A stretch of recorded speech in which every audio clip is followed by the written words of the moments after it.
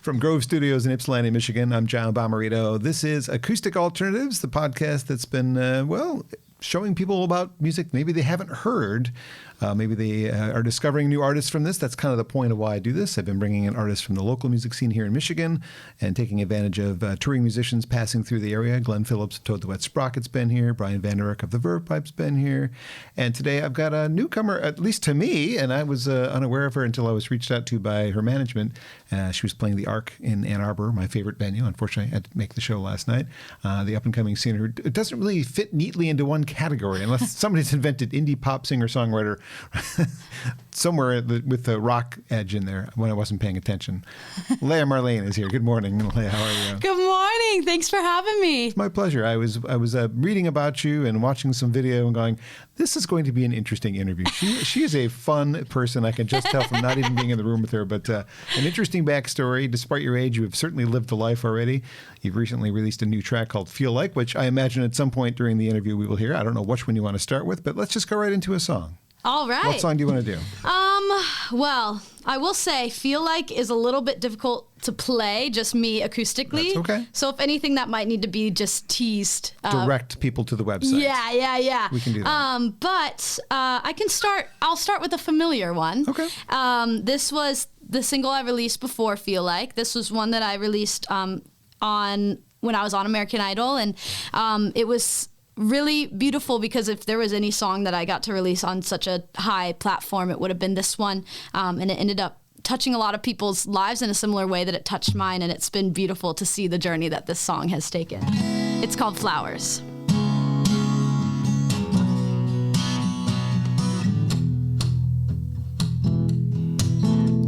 Where there's a way out, there's another way in.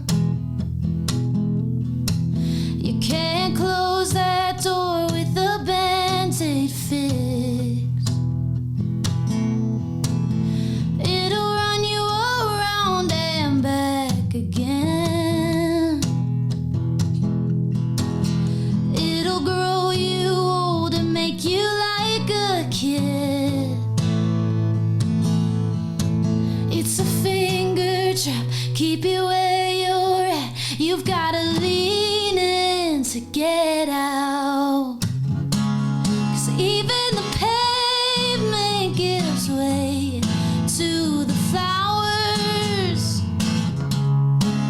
When you're 6 feet under, it's hard to hear the fracture.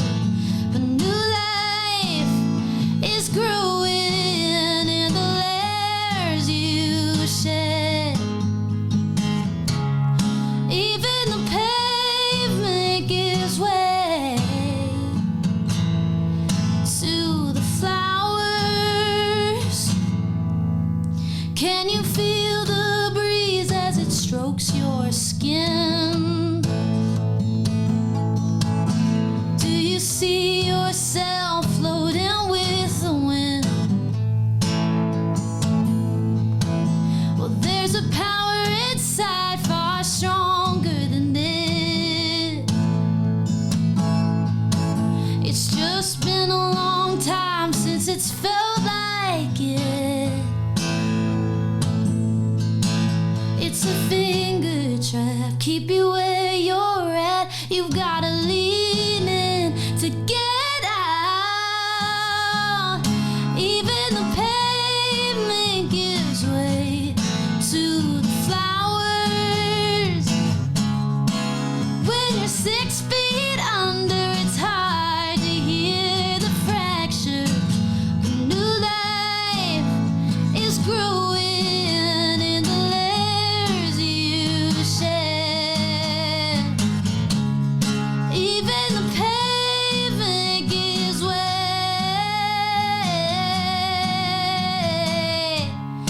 Even the pavement gives way. Ooh. Even the pavement gives way to the flowers.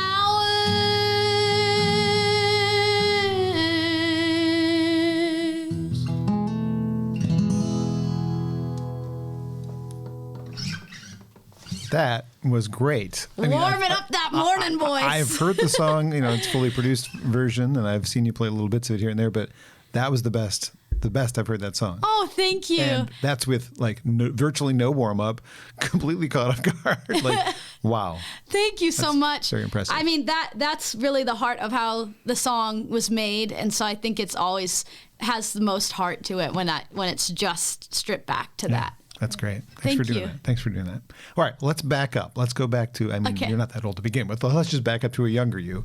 Before you were born, among my favorite bands in the 1984, 1985 bands, Honeymoon Suite, maybe a band you've heard of. I don't know if you've heard of Honeymoon Suite, perhaps.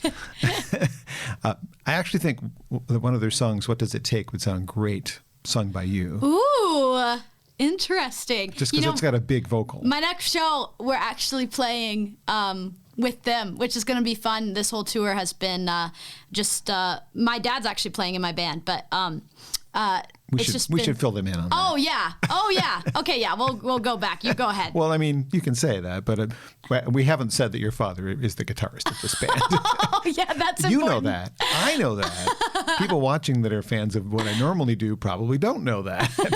So it was just kind of funny to run across a child of somebody whose band I was a huge fan of and still enjoy their music. They haven't been releasing too much new music as of late, so it was cool to stumble into a very talented daughter of one of the members. Well, thank you. I'm very excited that you're out doing there. Does that mean that you were born in Canada? Because I know that. Yeah, I was born in Toronto and I grew up there until I was 3. And then I moved to Illinois, and that's where really my whole life took place until college. Did you have dual citizenship? Yeah, I actually have my Irish citizenship too. Irish? Because my grandpa was Irish. Nice. So. Well, then that might explain what I've learned, that you actually like hockey, which is a pretty common thing for people from Canada. Oh, yeah. Did that come from being part of the Canadian culture for a little while? You were pretty young. I don't know. My brother started playing, and I would just go to the rink, and then I really wanted to play. So, but I definitely think the origin of us playing hockey in my family came from our Canadian roots for sure. But yeah, we just go to the rink, and my brother would play, and I always just dreamed of getting out there on the ice. And so, not too long after I started, and became very quickly obsessed with it. And you played goalie, if I remember from a previous interview. Yeah. How does that happen? Yeah, well, you know what? I think it was the goalies, okay, you have the gear, you have all the fun gear that you can customize. They're kind of on their own, they're the stars of the show, and they make their flashy saves. And I don't know, it was something about being different than the rest of the team. I think that probably attracted me to it. I just was obsessed with goaltending. I loved it so much. What was your favorite team growing up then? Okay, it went a little all over the map. It started with the Red Wings. Thank you. You're welcome. We're in a good place for me to say that. And then I liked the Rangers. I liked Lundqvist a lot. I liked teams based on their goalies. Pittsburgh, I loved because I loved Fleury. And then the Canadians, I loved Carey Price. And yeah, but I was never a Hawks fan, Blackhawks, which was what who everybody loved where I was from. So, and the fact that I was a Wings fan for a while was the rival of the Hawks where I was controversial from. A little bit for you. Yeah. That's cool. Did you ever consider anything besides music as a career when you were a kid?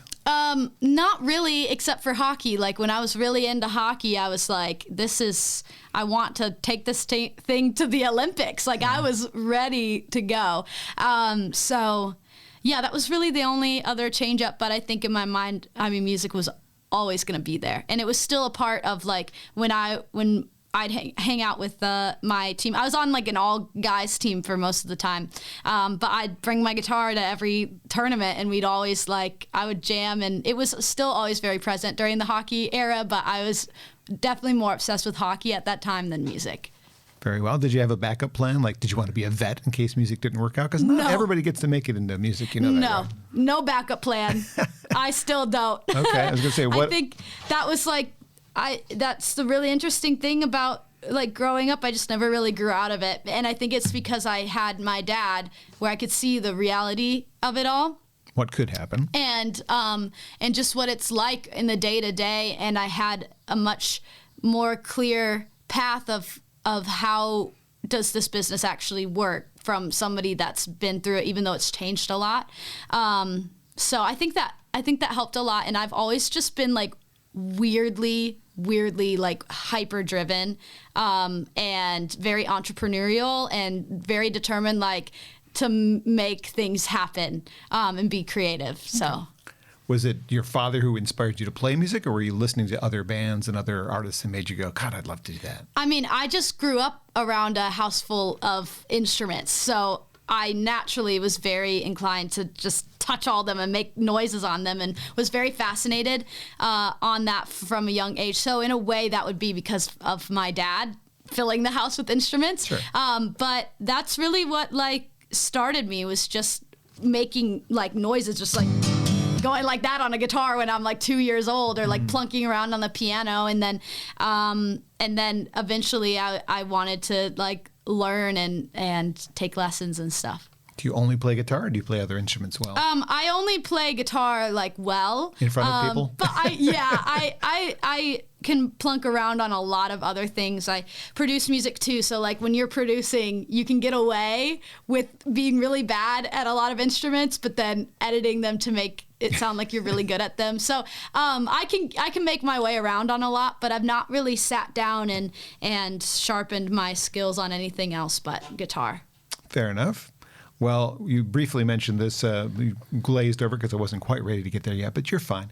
Katy Perry said, honey, you are not normal, after hearing that you're from Normal, Illinois. Did you know, are you familiar with the Ben Folds song called Effington? Yes. Okay, because they mentioned Yeah, that's what a lot of people say. Any Ben Folds fans, if I say Normal, Illinois, they're like, back to normal. Great album. Well, your musical release career, anyway, started in 2014 with a track called Someday. There have been some singles and EPs, Past, Inevitable in 2016. The Arrow EP, which is among my, I'll put that up to a camera. I just dropped it, but Arrow EP came out in 2018. Flashback. Adore You in 2019, Spacesuit and Today, and the Space Between EP that came out in 2020, and then Many Colors is here, sorry, self-produced from last year. So this is where you are so far. Where are we going? Are we going for another EP, a full-length record? What is on the horizon for you? So we've been throwing around a lot of things that I've been writing like crazy and really digging into what the next pocket of sound is where it's going to land. And so I think it's hard because I do write in a lot of different genres, or however you want to say it, like in a lot of different sonic spaces, but you have to, in this business, like think about, okay, the strategy for like a consumer to be able to digest this.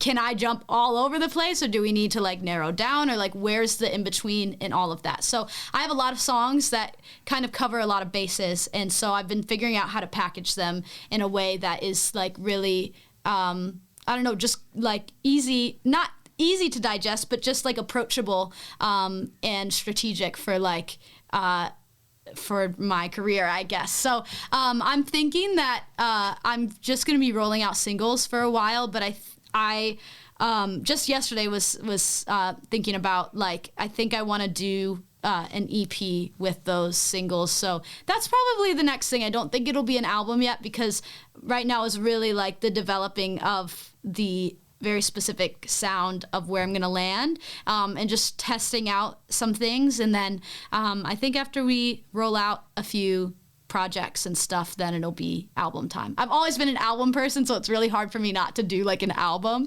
But I think it'll be a really good move to do some shorter form things first. You're a bit younger than I am, and this is an easier question to ask somebody of my age, but because you probably might not have an answer to this, but what was the first album you bought? Did you buy a physical release, or did you buy a digital release? Or have you always just been a streamer? Because you're a different... Oh, well, okay, well, like, I didn't buy it because I was too young, but I think, like, the Kelly Clarkson album with, like, Since You've Been Gone and all that was, like, the first, like, something like that was definitely the first album that really impacted me as a kid. I mean, I was like 5 or 4, or probably like 4 or 5. I have like cassette tapes of me like singing along to the karaoke on my like jam box of that album. It's really funny, but yeah. It just seems like for a different generation, that's an easy question because they had to buy an album to hear it, right? Yeah. You couldn't just play it from the website. Yeah, or and whatever. then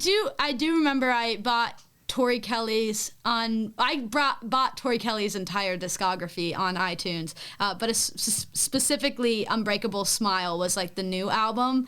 That was like my freshman year of high school, and I was obsessed for a long time with her discography. I kind of asked that because you've gone out of your way to put out physical releases, which a lot of people, again, aren't doing, and I appreciate this. This is how I consume music the best in my personal world. Well, That's amazing. I still have a CD player in my car. I know. See, a lot of people don't, and don't. it's so sad. It is really, because this is, I mean, to read the liner notes and see who played on what. I know. And the writing credits and all the things. Yeah, that I hate that. interesting. It's like there are some credits on like Spotify, which I'm so glad that there are at least a few, but there's so many more people that aren't represented in those credits, and I wish that I could like have those full liner notes attached to the individual songs on the streaming platforms. But nothing beats a physical copy. I love physical CDs. I still have a CD player in my car. Yay. And for like I think like my junior and senior year of high school, like that was mainly what I would listen to. I'd just take old CDs that my parents had and put them in. And it's just like, I don't know, it's just a different experience. I agree. Well, we were just talking about what's coming next. Are you ready to try one of your new songs for me? Sure. Let's see. I think I'm going to play a song called Tomorrow. No, do it today, please. We're here right now. Don't do it tomorrow. I got to work. But it's a sweet little love song. And yeah, all right. I haven't played these without my band in a while. It feels so raw.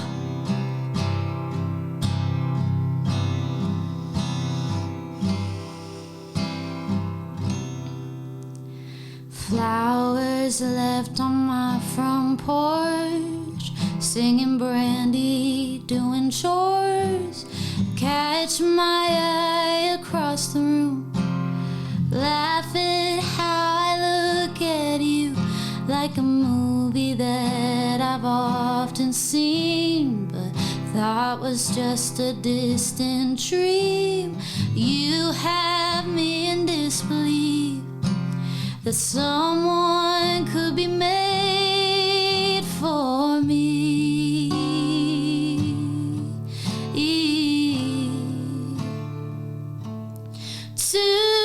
Tomorrow,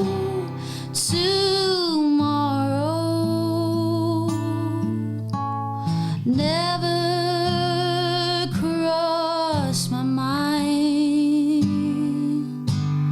Tomorrow,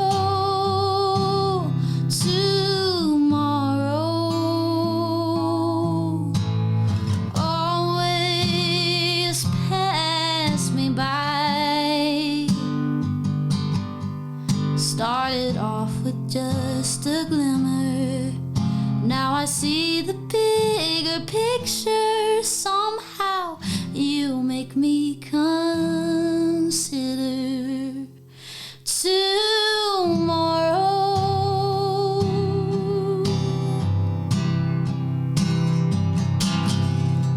Did I know you in another life? 'Cause your heart fits so well with mine. It's how you seem to look at me and see something that I don't see. Softly, slowly, how you know me. Love had never left my lips, but love had never been like this. Tomorrow,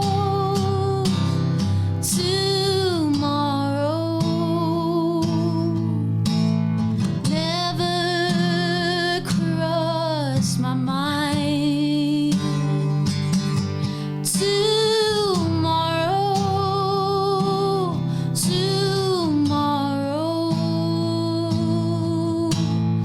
always pass me by. Started off as just a glimmer, Now I see the bigger picture. Somehow you make me consider tomorrow. You love me so freely.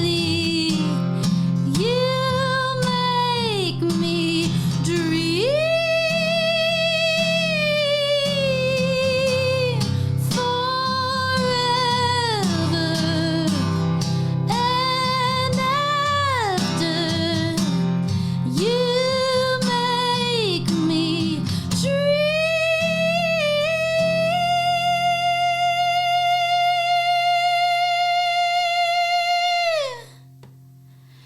Started off as just a glimmer. Now I see the bigger picture. Somehow you make me consider tomorrow.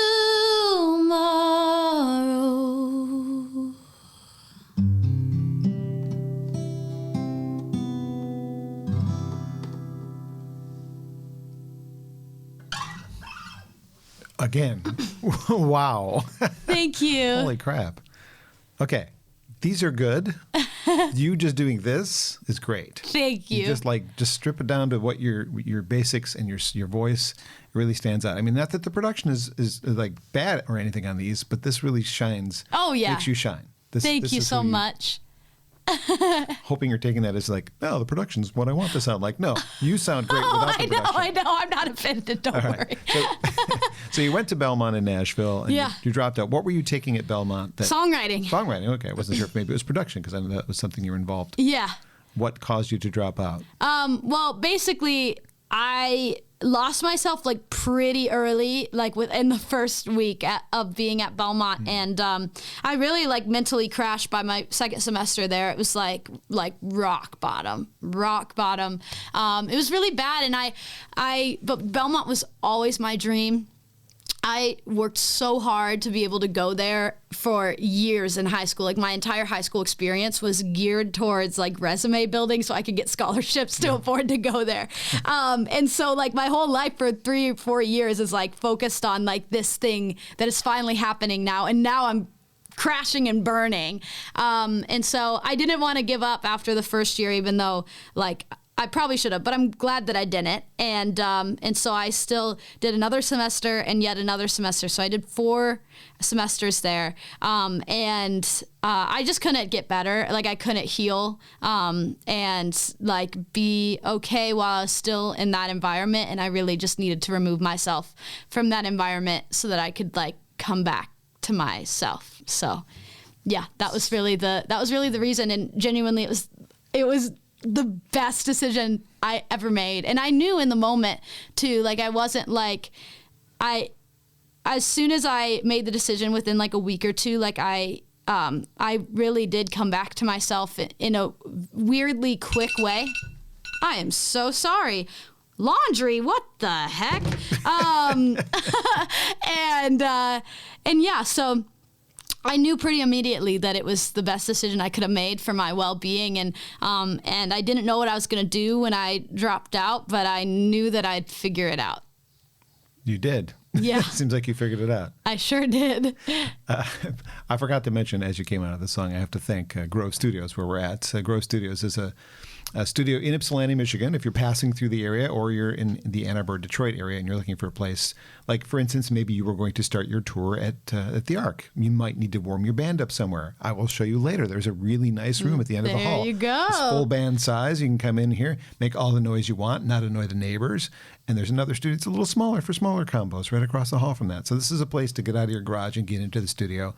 And again, Ann Arbor, Ypsi-based people, this is a fine spot to do that. And there's also apparently a podcast studio in here because I've been doing a podcast for almost 3 years. There's also a DJ room across the hall, and somebody's going to be in there in a little while. So we got to get out of here before he gets in there because we'll hear him otherwise. But anyway, it's a cool place. So Grove Studios in Ypsilanti, check them out if you get a chance. All right, we'll back up a little bit again. For me personally, before you were born, my first girlfriend in high school, who was also a Honeymoon Suite fan, by the way. That's so funny. It is. We had our song. I'm sure most couples have their our song thing.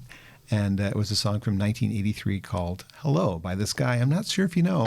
He used to sing in the Commodores.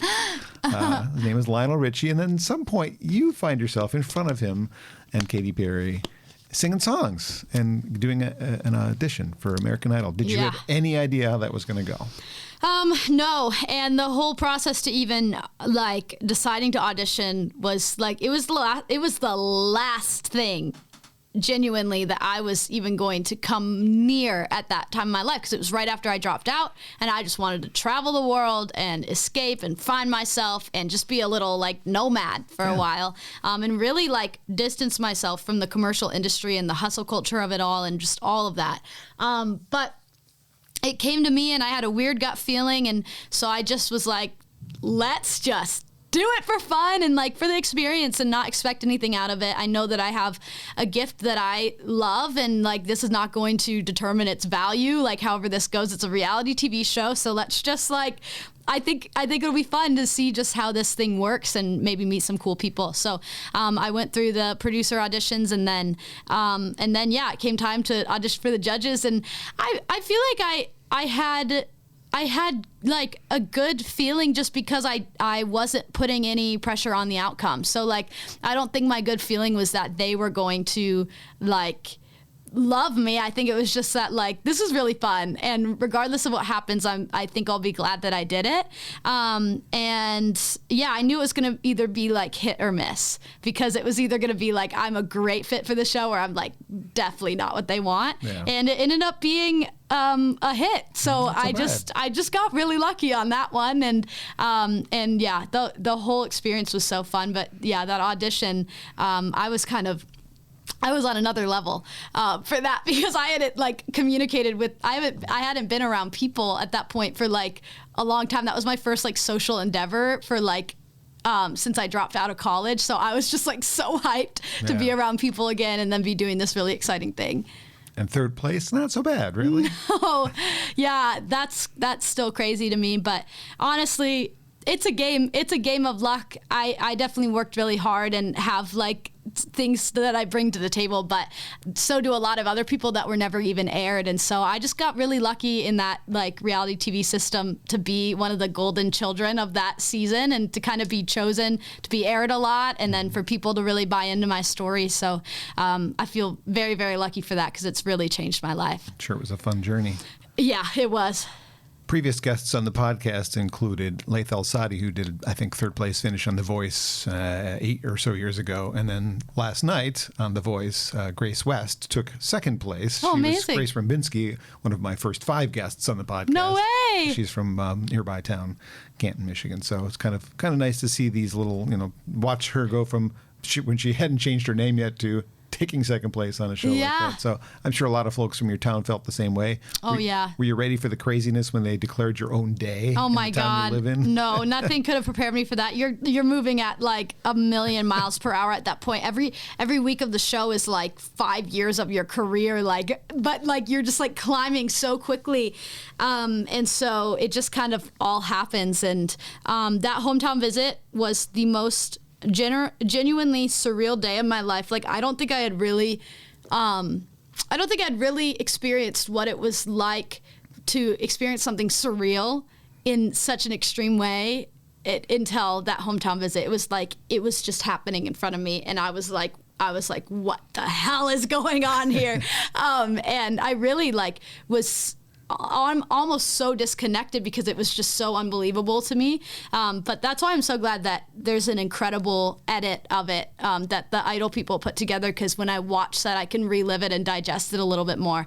But it was, that was probably the craziest day of my life. People chanting your name. That's got to be weird. Yeah. Well, the whole entire town, like in downtown in a parade, like just for me to drive in a car through, and then the amount of people that were there at the show, literally for me to play like a few songs with the barely having a voice after the full day of like yelling hey to people out cars. That was nuts. And my whole high school came out and did a thing for me, my entire junior high school, my entire elementary school, and just a bunch of important people and friends, and just everybody in my life was there that day celebrating me. Like nobody ever gets to experience what that's like. That's cool. And so, yeah, it's really crazy. Well, congratulations on your success. That's cool. Thank you. Something you said earlier makes me feel safe to say this. A friend of mine said, quote, "I'm not interested in winning at singing. I sing for a living. So in all honesty, I already win at singing." You said something earlier that kind of alluded to, it didn't really matter how you did. You were just going to do it for the fun of it. Yeah. What if you hadn't done it? Would you still be trying to tour and play venues? Oh, like yeah. You did? Like, I mean, I've been, as you know, like with my releases and stuff, I've been doing this forever. I've been playing professionally since I was like 8 years old. And so that's what I was doing. I was chasing the independent route. And genuinely, right now, I'm doing the exact same thing I was doing before the show. I just have a lot more people that are aware of what I'm doing. More opportunities to play better rooms. Yeah, exactly. And that's like the life-changing thing about it is having that audience and having, you know, a little bit, being kind of at a little bit of the next level from being on a show like that gives me some more opportunity. But really what I'm doing is not much different than what I was doing before. And I would pretty much be doing a similar thing now, but I probably wouldn't be like doing it full time because I wouldn't have, you know, reached that point yet.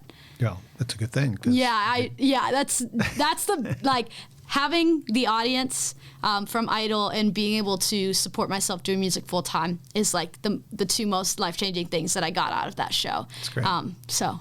So doing it full time means that you're performing on the road regularly. And how much time do you commit to songwriting? Because that's part of your job, really. Yeah, no, that is the main thing. So it depends on the season. Like if I'm touring, I'm not writing a lot because I have to keep my voice intact. So I'm really trying to save my voice for just the shows because they're pretty demanding. But when I'm not on the road, I'm writing anywhere from like 2 to 6 times a week, like co-write sessions. So usually like the magic number for me is like 4 times a week. If it's any more than that, I start to, you know, the quality of my ideas and stuff diminish if I'm writing for me. But if I'm writing for other people, then it's more helping that have their visions come to life. I can write more. But for me, I usually like write my best stuff if I'm writing 3 or 4 times a week in co-writing sessions. And then really it's a lot of business. I mean, I'm on my computer from 9 to 5 like every day that I'm not writing, and it is a full job being an independent artist. So it's I definitely work well more than 40 hours a week like an office job. So it's split between a lot of things. So songwriting is kind of a task might not be the right word, but you do it as a thing. Like you don't wait for inspiration to come to you. No. You go, today I'm going to write something, and then you try and think, what can I write about? So that's your approach. Exactly. Yeah. It's a job, and I co-write a lot. So I schedule things with people months out, and even just like the scheduling itself takes its own time, and you got to sit down and make sure like every like 2 weeks that you're like building out your calendar for the next like few weeks. But it's definitely something that is very intentional. It's on my calendar. I'm like 11 a.m. I'm going to go and I'm going to write a song. I have no idea what it's going to be. Nice. Sometimes I have no ideas that I'm bringing, but I'm with this other person. We're going to figure it out. You're doing that in Nashville or in Normal? Yeah. Okay. Definitely in Nashville. There's not probably much of a music scene in Normal, is there? Well, there actually, you'd be surprised. There is a very, very great little like music community in that central Illinois area, and the town really does support artists. There's lots of opportunity to play around town, but there's not like a deep well of co-writers in Normal, that's for sure. Fair enough. Well, you mentioned your dad is in your band. He's playing bass, right? Yeah. Why not guitar? My guitar player, Matt, is like my second brain on guitar. My dad, like, he plays 80s rock, and he can play some other things, but if he's on guitar, it's gonna sound like Honeymoon Suite meets Leah Marlene. Whereas Matt very much complements my sound and is just incredible. So that's why Matt's on guitar. And really, like, to be honest, it was just a financial decision to have him in the band because he's my dad, so I'm not paying him, and he's just with me, and Thanks, because I know I'm so grateful, because like it's really expensive to tour as an independent artist, so you gotta cut costs where you can. So, but it's fun for him. He loves it, and we have done so much on the road together, whether it was hockey or music, that it's really fun to just be doing this. And I know that like he would much rather be here than sitting in his basement studio, in Normal, Illinois. So I think he's really enjoying it too. Is this your first full band tour? Yeah. So this is the first time you're experiencing how much does it cost? Oh, yeah. Yeah. Where did you meet the rest of the band? So Matt, my guitar player, is from the Chicago area, and he played with another local act named Dan Hubbard, like another like Central Illinois act. And so I found him through Dan. I had seen him play with Dan a few times, and I was like, I'm trying not to cuss on this. I was like, holy cow. It's not radio. Oh, okay. If you have to swear, swear. Thank you for being conscious of that. Yeah. But I was just blown away. I was just blown away by his playing. And when it came time for me to get my band together for this really big hometown show that I had, I hit up Dan, actually for a bass player first, and asked who his bass player was. And then he was like, you should also hire Matt. And at that point I was like, I'll just have my dad play guitar, whatever. But I'm so glad that I hired Matt, because it really just brought my sound to a whole nother level. So that's how I met Matt, was through Dan. And then Corey I had met through another Nashville artist named Gabrielle Grace, who is incredible. You should check her out if you haven't. But she's one of those people that she just attracts the most incredible people around her and has the most beautiful community of people. I met so many lovely musicians and humans through her. And so I met Corey just by seeing him on her Instagram, and I checked out his stuff, and I was like, this guy rocks. And we first started, our first collaboration of any sorts was when I was still in Illinois. I had not met him in person. And he did some programming on By the Wind, which is a song off of Many Colors, my last album. And so that was kind of my first experience with him. And then after Idol, I went to Nashville immediately and started writing, and I wrote with him for the first time. And we co-write a lot now, but it was apparent within the very first song that we wrote together that he was going to be one of my favorite collaborators of all time. There's just a freedom in the room with him. So so I met him online through a friend, but he has quickly become a very near and dear collaborator and friend. So, and then my dad, you know what happened there. Yeah. So when you're touring, I mean, that's half the job of touring is just driving, really, not performing. Yeah. What do you guys listen to? What's in the car? We're struggling, actually. We have not had any good jams. Corey and Matt, we have two vans. We have two minivans because that was the most affordable thing, two minivan rental vans. So Corey and Matt are usually in the other van, and they're the ones with the best music recommendations always. And when I was thinking about tour, I was like, I can't wait to get on the road and hear all the music that they're gonna put on. And then they've been in the other van now the whole time. It just kind of worked that way. What are you guys playing? Let me hear it. Can't you play it yourself? I know. So sometimes I'm like, please send us something. But no, we've been it's been really dry. I'm not gonna lie. We've really not hit any gold on what we're listening to. No. It's been some playlists. It's been, have we gotten anything that we've really liked? Yeah.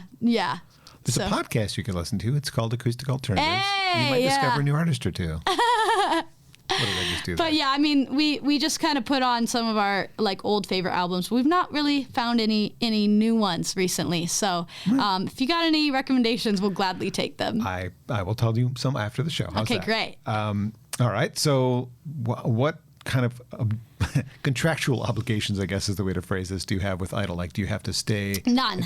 You're just because you were third place, you're no. Yeah. So the top 24, they all have to sign in to potentially be picked up by the label before top 24 stuff starts. So everybody's kind of an option. And then the first place person both has to be signed.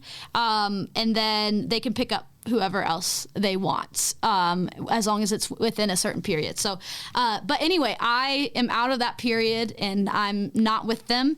And honestly, I think that was the best thing for everybody. I'm so glad because from my perspective, like I got everything I could have possibly gotten out of that show and that experience, but I am not like obliged to anything contractually with them anymore. And I'm able to really build out my career the way that I want to and not be in a label situation that just doesn't make sense for either end.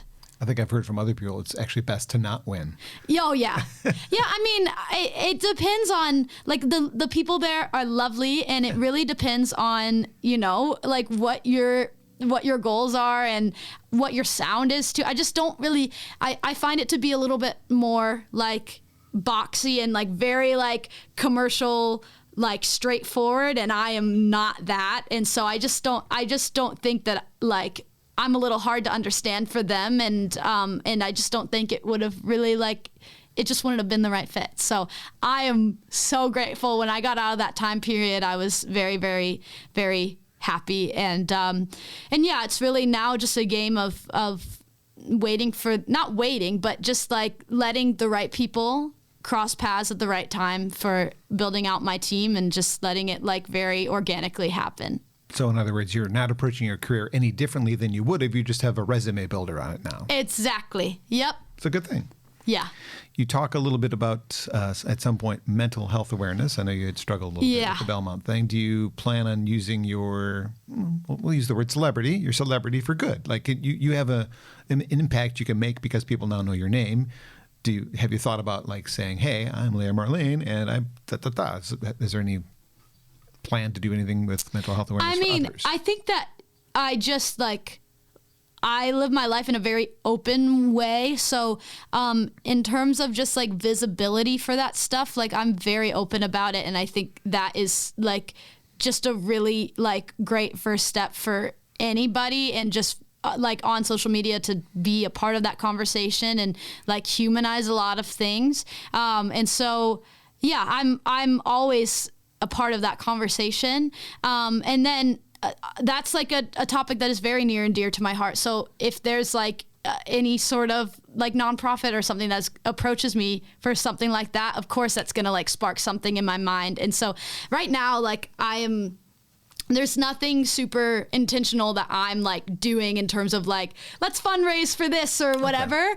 Okay. Because I'm just trying to stay afloat, like, and building out a sustainable career right now. It's really like the groundwork season. I mean, it's always going to be the groundwork. But yeah, so it's not really been the time yet for me to go like outward in a really big way, but I do small things here and there, and obviously I'm always a part of the conversation and hope to do a lot more with it in the future. Since you've had the opportunity to be sort of judged and mentors by successful singer-songwriters, have you ever put yourself into the position where you thought, I'd like to do that someday. I'd like to help other musicians. Oh, yeah. Oh, my God. That's my dream. I mean, even when I was at Belmont, some of my professors, like, I was like, I would love to be in this position. I have always thought that later on in my career, I really want to be in a position to, like, help develop people or just guide people that I really believe in. And I think that's what's really cool about the music industry is you can have, like, 10 billion different jobs by the time you're done with your career. You can be on the business side, like I can be an artist, and then I could be like A&R if I wanted to be for a label, and then I could be like a mentor, or I could be a professor, or there's so much that you can do in this industry, and you don't have to stay in one place forever. And I, without a doubt, will definitely be in some sort of position of like mentorship or just helping like younger artists when I am older, because like that is so life-changing, and it's really, really, really hard being an independent artist. You know, at this stage, it's a lot of work, and you give everything and sometimes don't get anything back. And I just want to be there to encourage people. So, yeah. Very good. Would you like to do one more song? Yeah. Introduce it. Okay. Let me figure out what I should do. I think I'm going to do this song called Flashes. I haven't played any like rockin' songs because my voice is not ready for it. So this is like a little bit of a bridge to that. But I'm trying to. I haven't played this without the band, so you might see me figure some things out off the top of my head here. But here we go. I'm just making sure. All right.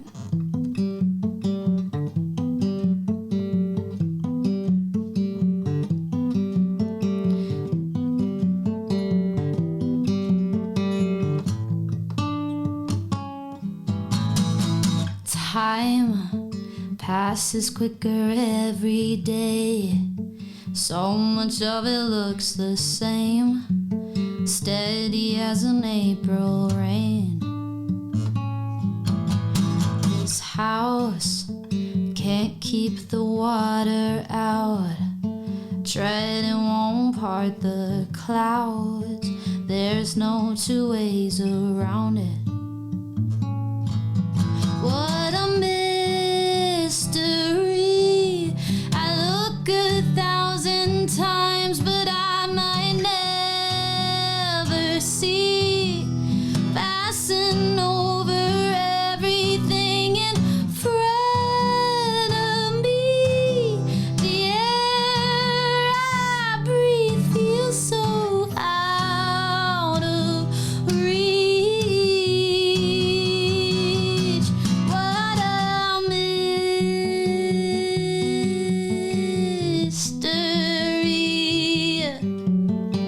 Do dancing off a blade of grass, evaporate into the past, never get the moment back. I hear the sound of a robin song. Has she been here all along? Will she be here when I'm gone? What a mystery. I look 1,000 times, but I might never see. Passing over everything in front of me. The air I breathe feels so out of reach.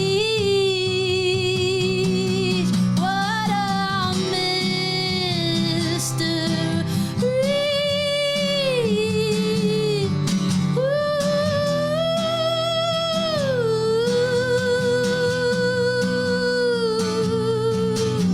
I'm watching as the present passes, save moments like they're rations. See the life I lived in flashes, never get the moment back. It's a mystery. I look 1,000 times, but I might never see. Passing over everything in front of me. The air I breathe feels so out of